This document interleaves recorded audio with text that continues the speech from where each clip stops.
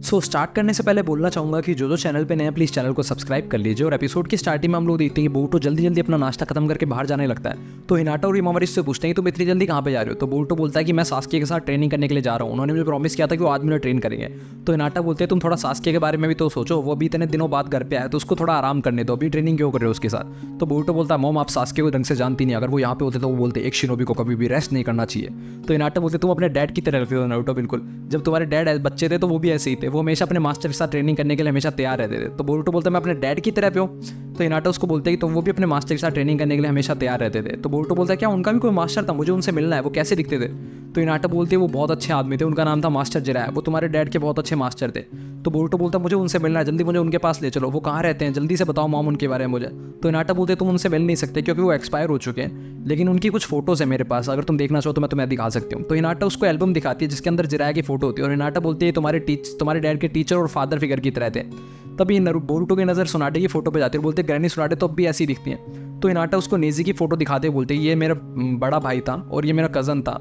तभी बोरुटो की नज़र एक फ्रेंड फोटोज़ पे जाती है और बोलता कि इसके अंदर सास्के नहीं है, वो कहाँ पे है। तो हिनाटा उसको बोलते हैं सास्के उस टाइम यहाँ पे था नहीं विलेज के अंदर, और वो सास्के के बारे में बोरुटो को कुछ बताना नहीं चाहती।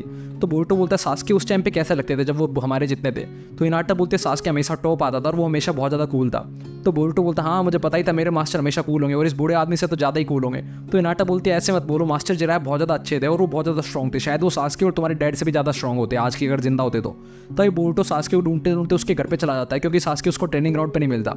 तो वो शारदा से पूछता है कि सास्के कहाँ पे है। तो शारदा उसको बताती है कि मेरे फादर तो होकागी के ऑफिस में गए हुए हैं। तो बोरुटो से पूछते तुम ही मेरे फादर से क्यों मिलना चाहते हो। तो बोरुटो बोलता है कि उनसे मुझे जिराया के बारे में पूछना था, शायद तुम जिराया को जानती नहीं हो। तो शारदा बोलती है जहाँ तक मुझे याद है एक बार जब फैमिली डे था और डैड मेरे साथ घूमने के लिए आए थे तो ककाची सेंसे ने उनको एक बुक उतार दी थी। उस बुक का नाम था शायद मेकआउट टैक्टिक्स, उसके जो ऑथर थे वो शायद मास्टर जिराया थे, उन्होंने वो बुक लिखी थी। अगर हम लोग उस बुक को पढ़े तो शायद हमें उनके कैरेक्टर के बारे में ज़्यादा जानने को मिले। और वो जो बुक थी उस बुक के अंदर शायद कुछ रिलेशनशिप से रिलेटेड कुछ एडवाइसेस वगैरह लिखी हुई थी, इसलिए मेरे डैड उसको पढ़ के मेरे ऊपर हेल्प कर रहे थे, अंदाजा लगा रहे थे मेरे ऊपर। और वो ककाशी सेंसे की जो फेवरेट बुक है तो मुझे लगता है उसमें हमारे लिए कुछ ज्ञान की बातें ज़रूर होंगी। और वो बोरुटो को एक बुक पुरानी मार्केट में ले आती है, बोलते हैं कि यहाँ पे वो पुरानी बुक जरूर मिल जाएगी।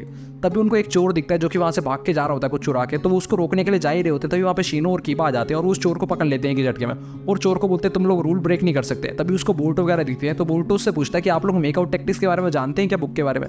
तो कीबा और शीनो चौंक जाता है क्योंकि वो बच्चों को कुछ भी एडल्ट बुक के बारे में बताना नहीं चाहते, जैसा कि आप लोगों को पता है कि जो मेकआउट टैक्टिक्स है वो एडल्ट लोगों की बुक है, तो वो बस इतना ही बताते हैं कि वो मास्टर जिराया ने लिखी थी। तो बोरुटो बोलता है आपको पता है मास्टर जिराया के बारे में, आप मुझे उनके बारे में कुछ बता सकते हैं। तो शीनो बोलता है हाँ हाँ मुझे क्यों नहीं पता उनके बारे में, वो थर्ड होकागे के शिष्य थे और वो 3 लेजेंडरी सानिन में से एक थे, और उन्होंने तुम्हारे ग्रैंडफादर और तुम्हारे फादर दोनों को ट्रेन किया, मतलब उन्होंने तुम्हारी पूरी पीढ़ी को ट्रेन किया लगभग। तो बोरुटो बोलता है लेकिन आप मुझे मेकआउट टैक्टिक्स के बारे में बताइए, वो कहाँ मिल सकती है, मुझे वो ढूंढनी है।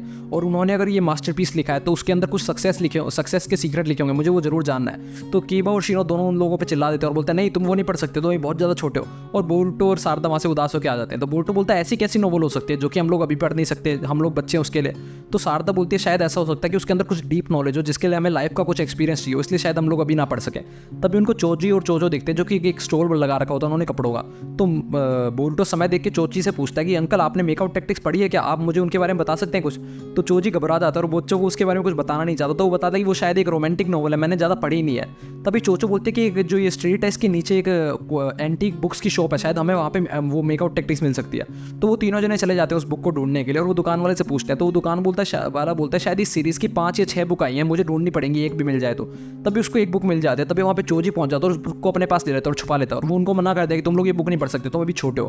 तभी हमारी नज़र एक खबर पे जाती है जो कि न्यूज़ दिखा रही होती है कि लैंड ऑफ फायर के अंदर एक फॉसिल मिला है जो कि बहुत ज़्यादा एंटीक है, जिसके ऊपर कुछ रहस्य चल रहा है कि उसकी जानकारी निकाली जा रही है। तो शारदा बोलती है हम लोगों को मेकआउट टैक्टिक्स कल ढूंढनी पड़ेगी, आज तो शायद हम लोग पढ़ नहीं पाएंगे। तो बोरुटो बोलता है मैं तो अभी ट्रेनिंग ग्राउंड में जाऊंगा, तुम्हारे डैड से को ट्रेनिंग लूंगा, उनसे पूछूंगा इस सब के बारे में।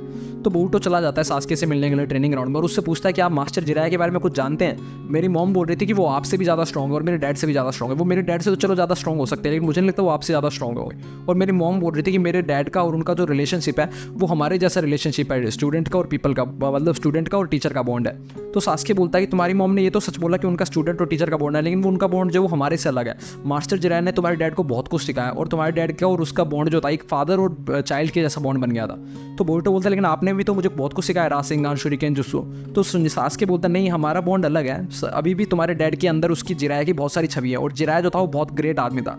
तो बोरुटो से पूछता है कि मैंने एक फोटो देखी थी, उसके अंदर आप नहीं थे, सारे फ्रेंड्स थे डैड के। तो सास्के बोलता है उस टाइम तुम ये मान लो कि मैं कहीं खो गया था। तो बोरुतो बोलता है ये मत बोलो कि आप खो गए थे और आप लेट हो गए थे फोटो खिंचाने के लिए। तो सास्के बोलता है हाँ तुम कुछ भी मान सकते हो। तो बोरुतो बोलता है वैसे मैं आपसे एक बात पूछूं, मैं आपका फेवरेट स्टूडेंट हूँ, इकलौता स्टूडेंट, तो आप मुझे मेकआउट टैक्टिक्स दे सकते हो जो आपको काकाशी सेंसे ने दी थी। तो वो सास्के को गुस्सा आ जाता है और सास्के बोलता है तुम इतने भी फ्रैंक मत हो मेरे साथ में, मैं बच्चों को ये बुक नहीं दे सकता।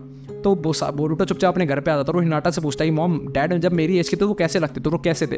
तो हिनाटा बोलते हैं तुम्हारे डैड आज भी वैसे ही हैं जैसे जब वो बच्चे थे तब थे, वो बिल्कुल भी नहीं बदले। वो हमेशा से बोलते थे कि उनका एक ही निंजा वे है कि वो अपने शब्दों से कभी भी नहीं पलटेंगे, उन्होंने जो एक बार कह दिया वो करके ही रहेंगे, और वो अपने दोस्तों के लिए कुछ भी कर सकते थे, वो हमेशा उनको प्रोटेक्ट करते थे, उनको अकेले छोड़ के कभी भी नहीं जाते थे।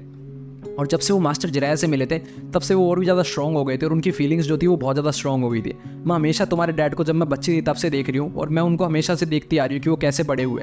तो बोरुतो बोलता है कि अगर आप बचपन से उनको देख रही हो तो आपको कोई और कूलर इंसान मिल सकता था, आपने मेरे डैड से शादी क्यों करी। तो हिनाटा बोलता है कि तुम्हारे डैड से मैं हमेशा से प्यार करती थी, जब मैं बच्ची थी तब भी और अब भी। तो बोरुतो वगैरह चौंक जाते कि आप मम बचपन से प्यार करते थे मेरे डैड से, आप ऐसी ही थी बचपन में। तो हिनाटा शर्मा जाती है, वो उनको कुछ बताती नहीं है। तो बोरुतो अपने रूम में आता है और बोलता है कि कल मुझे फिर से मेकआउट टैक्टिक्स ढूंढनी पड़ी। तभी उसके दिमाग में एक आइडिया आता है कि मेरे डैड भी तो उसके शिष्य थे मास्टर जिराया के, तो उनके पास तो बुक होंगी। तो वो ढूंढता है नारुतो के रूम में और उसको बुक मिल जाती है, उसको पांचों की पांचों बुक्स मिल जाती है उस सीरीज़ की। तो बोरुतो उनको पढ़ने वाला होता है, तभी वहाँ पे हिनाटा आ जाती है और उसके हाथ से वो सारी बुक छीन लेते हैं, बोलते तुम ये बुक नहीं पढ़ सकते, अभी तुम बच्चे हो। और बोरुतो बहुत ज़्यादा उदास हो जाता है। तभी हम लोगों को दूसरा सीन दिखाया जाता है कि नारुतो सास्के को होकागे ऑफिस में बुलाता है और उससे कुछ बात करता है। तो शिकामारू उसको बताता है कि जो ओराशिकी ओत्सुत्सुकी है वो फिर से एक्टिविटी करने लग गया, उसने चक्रा स्टील करना शुरू कर दिया। इसी के साथ एपिसोड खत्म हो जाता है। अगले एपिसोड के लिए बने रहिए हमारे साथ, तब तक के लिए बाय बाय।